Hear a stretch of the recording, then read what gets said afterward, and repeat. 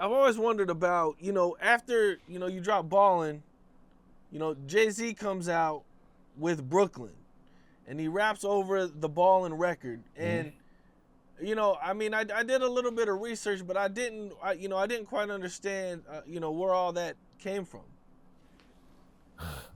Man, you gotta know your history then. Well, I've seen a few things, Let's just say this, that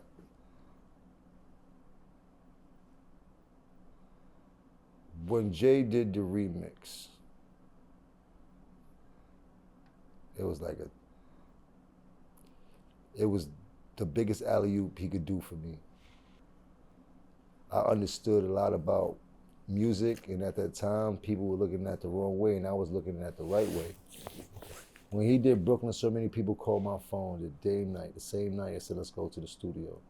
Going to the studio, I'm trying to figure out how we're gonna make this shit work. And me learning about BDS spins and how they work because my song was so big, I remember them telling me like, so you have a record, anybody that remixes your record and it gets played on the radio counts as your spins, that's still your record, no matter who does it. And I remember that, this was before Jay even did it. I was like, yo, and I called somebody, like, yo, so these spins kind of my spins, right? They was like, yeah, I said, package it up as the remix, just the remix. Ballin' remix with Jay on it. Couldn't lose. Couldn't lose. Oh, shit. You heard? Okay. Couldn't lose. Yeah. I was able to flip it on them and use it in my favor because now I got Jay on it. I know they're gonna play Jay's version everywhere in the country. It didn't matter. You heard? I capitalized off of that moment and shit like that. What happened up to thus far was just regular street shit that we was going through from the split of the Rockefeller shit and me taking sides with Cam and Dame and shit like that. So that was all that turmoil and shit like that. So, and I was the one that was most active outside. I definitely was the hottest one in the streets at the time. And Jay was still the biggest from New York at the time. He wasn't as hot as I was outside because I had the Ballin' record and all that type of shit. So naturally, he was able to figure out how to put himself in the game in New York and still look like Jay Big Dog. Don't play with me. But then I was able to counter that. Well, good looking Big Dog, we gonna remix this shit, you heard? I holla at you, boop. And it just went in our favor. Like, they never seen a move done like that, you dig? Like, it's called chess, not checkers, you heard? We playing chess ball out here. That's the new sport, you heard? I hear you. Well, I guess there was a fight that happened in the Louis store, and one of the guys was like allegedly with Jay or something. We're not talking about that. I got sued over that incident. It's all love though. It's all love. Shouts to Louis. I like your clothes. You heard? Send me some free shit if you could. You did? Okay. You and Jay were able to, end everything, and you signed to Roc Nation. Yeah, we was able to reconcile our differences, and I wasn't signed to Roc Nation. I was over on Roc Nation management.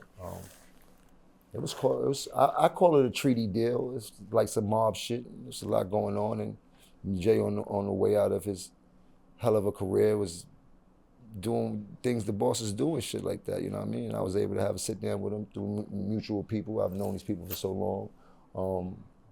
I was at a point in my life where I was trying to figure a few things out to get back in the game. I know that I had been blackballed or so and shit like that. So it was kind of dope. It made perfect sense. It was a good business move for who I was at the time. My mindset was different.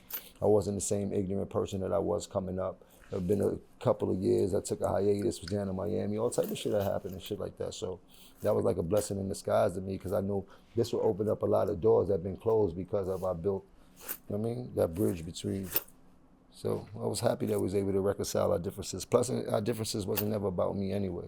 It was about the cause. It was about what I believed in and who I was riding with. You did? Was Dipset still together at this time, or like At what time? what was going on with the group at the time? At what time?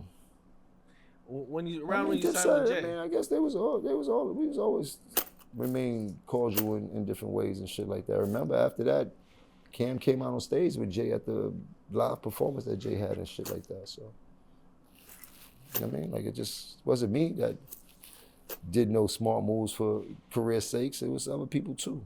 You dig? That's a big move to be on stage with Jay and all of the history that people know y'all have and shit like that. You dig? So, but I get talked about for being the smarter one to do. You understand what I'm saying? A lot of people do the same shit I do, but I'm the one that always get talked about for being so ill. 'Cause that's what it got to be. 'Cause I don't see no other reason. Not if you doing it too, right?